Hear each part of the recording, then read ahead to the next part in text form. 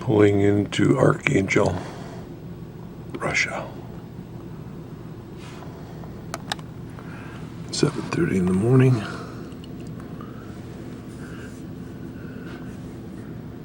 Looks like construction material here.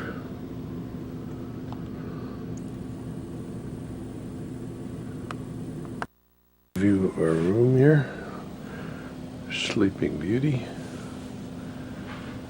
Shows you the width of the room, way narrow. I think it's 316 square feet. Kind of a fire hose dispenser.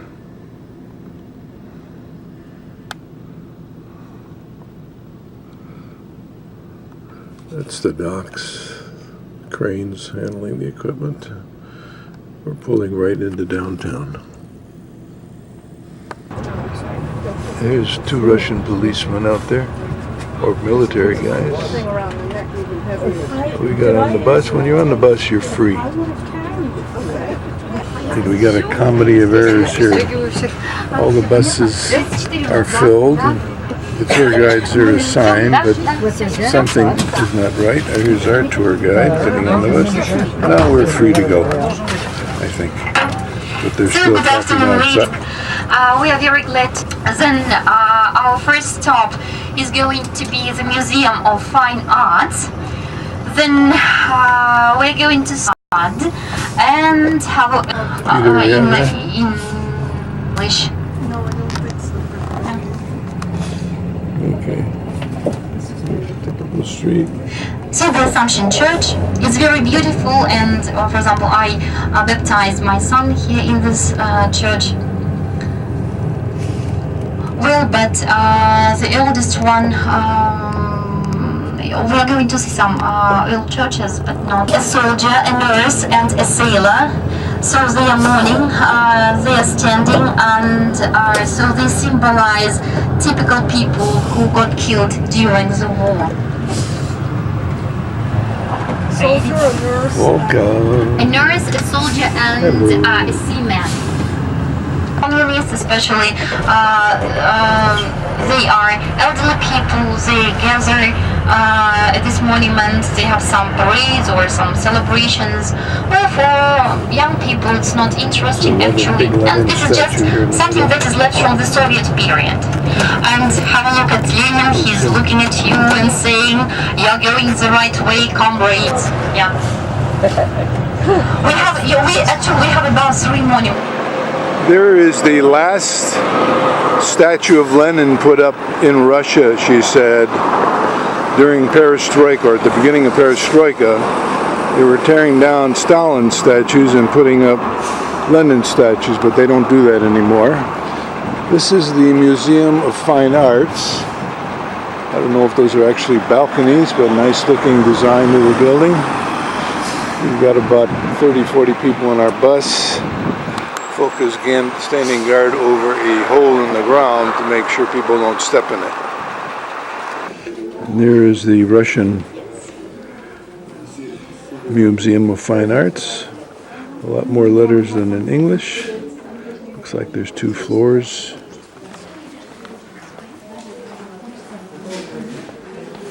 Not very fancy, but the second largest museum in the country, she said. Fine Art Museum. My name is Tamara. I'm a research worker, and today it's not only a treasure house as you are visited right now, but it's the State Museum Association Art Culture of the Russian North. Not all his talent to the polar circle, to the polar world. Polar Circle But artist. here we will just have an excursion of our permanent exhibitions of the ancient church art and some items of applied and folk art.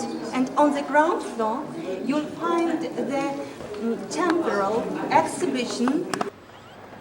This is a section of women's dresses, costumes of the period, and baskets to go along with it. There's a very plain dress. Interesting sash and sleeves. Quite modern, actually. And a brass basket, or copper or something.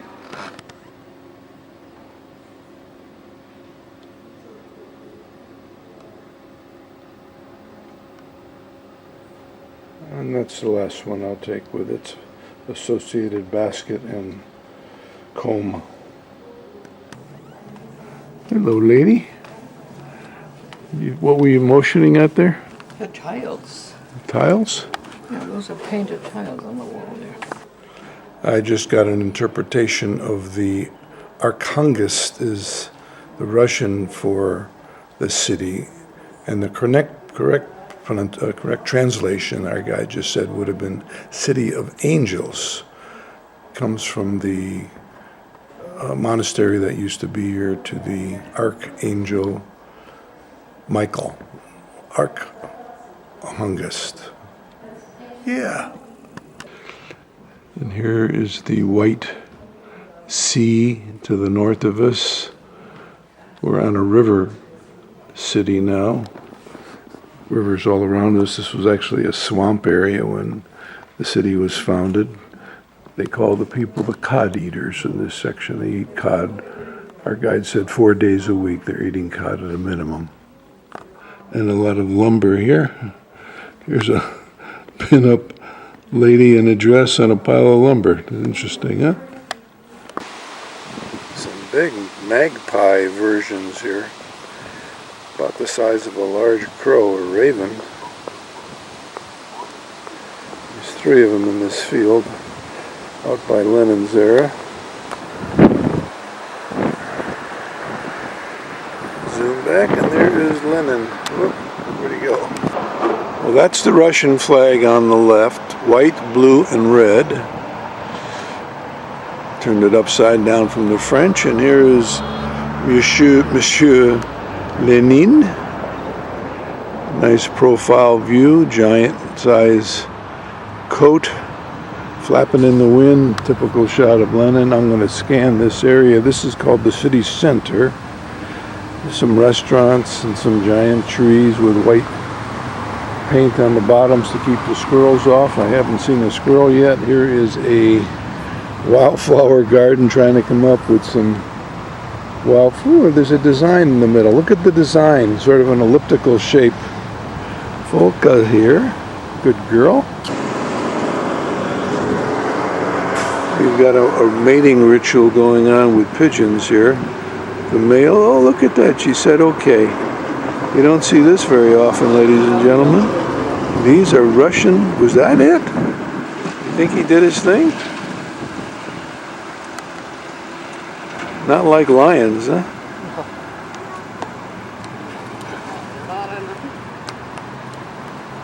A very strange name, but to tell you the truth, in ancient times, this territory was inhabited by Finno-Ugric tribes, known by the collective name of white-eyed Chud. White-eyed, it means they had very fair skin and eyes, and the Chud, they were strange. Later, it was only in the 11th century when the Slavanization of this territory began. It was in the 11th century. Magori is a small settlement. You have seen bone carving, and this bone carving, especially bone carving school, is situated in this village, Kholmagore.